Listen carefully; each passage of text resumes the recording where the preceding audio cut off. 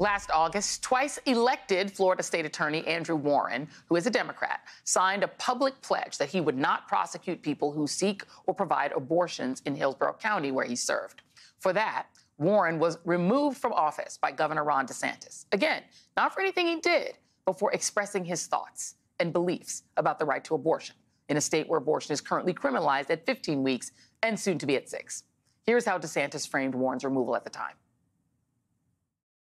When you flagrantly violate your oath of office, when you make yourself above the law, you have violated your duty. So today we are suspending State Attorney Andrew Warren effective immediately.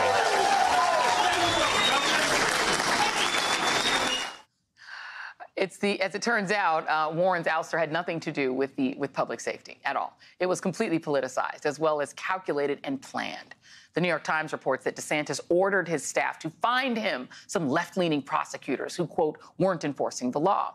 It was, perhaps coincidentally, a major right-wing meme at the time, with conservatives accusing George Soros, because it always comes back to George Soros, of putting up progressive prosecutors who would do awful things like proposing alternatives to incarceration for nonviolent crime or avoiding the death penalty. The agents of Soros stuff also happens to be a common anti-Semitic theme, also perhaps coincidentally.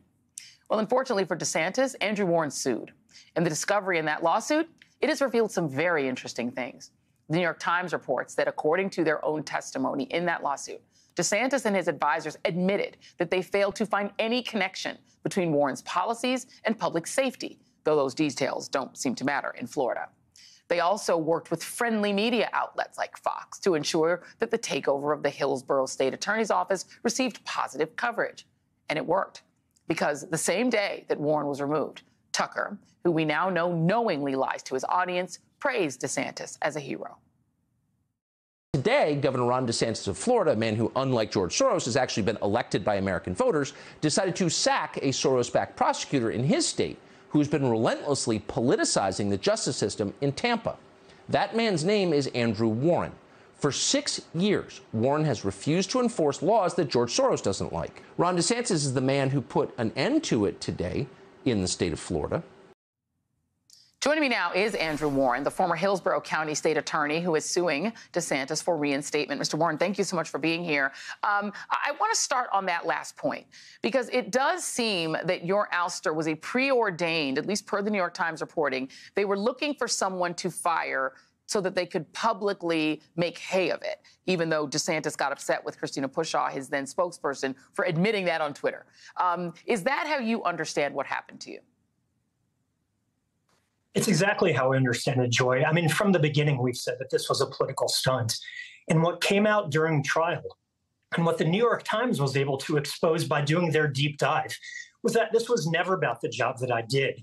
If they were looking for evidence that I'd done something wrong, they had nothing. But nothing was enough for them. I mean, that's how it's working in the state of Florida. This was never about public safety. This was always about publicity. It was always a political stunt. It was always intended just to fire up their base.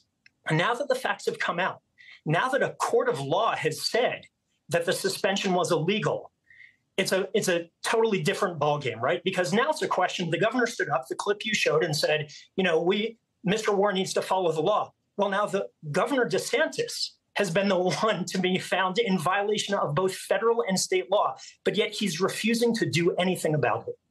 And the judge in the case was pretty scathing in saying just what you just said, that this was clearly a political firing. I mean, the New York Times reports that they didn't even call your then former office after having you physically removed by law enforcement to ask if there was any evidence that you'd done anything wrong until after you were gone. So the judge was on your side, but the judge said that they didn't have the power to reinstate you. So what is the status of your appeal right now? Well, the status of the case is that we are appealing that very narrow issue about whether the judge had jurisdiction. But make no mistake, what the judge found was crystal clear. After a trial on the merits, the judge found that I had done nothing wrong, that the allegations against me were totally false, and that the governor violated the U.S. Constitution and the Florida Constitution by suspending me for political reasons. So we are appealing that issue whether a federal court has jurisdiction to reinstate me. We've also gone to the state court in Florida because clearly they have jurisdiction to order the governor to follow the law that he swore to uphold, that clearly he has no intention of doing.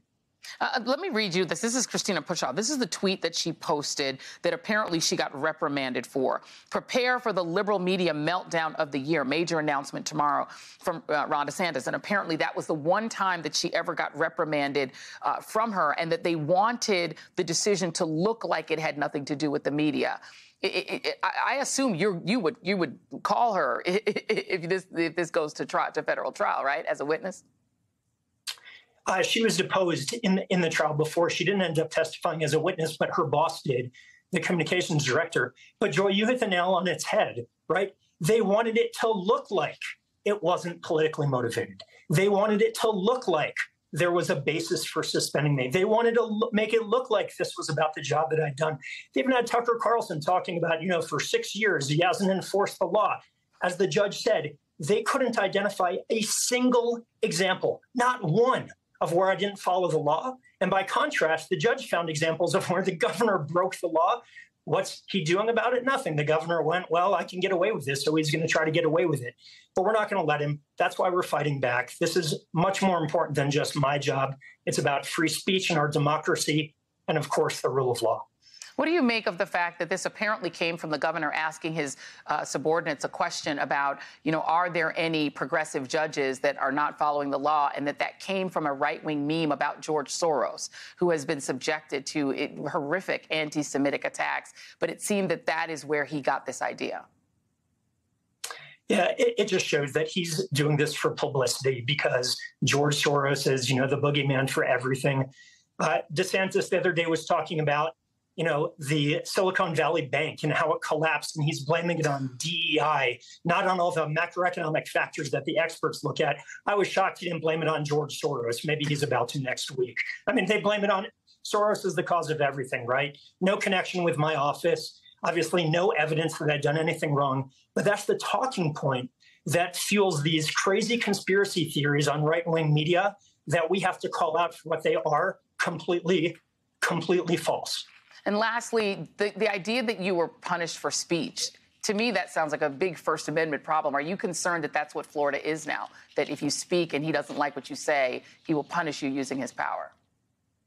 It's exactly what the governor has shown he's willing to do. He's gone after Disney. He's gone after teachers. He's gone after LGBTQ community. He's gone after prosecutors. The state of Florida is only free if you agree with what the governor agrees with. That's not freedom. That's not democracy. That's not America.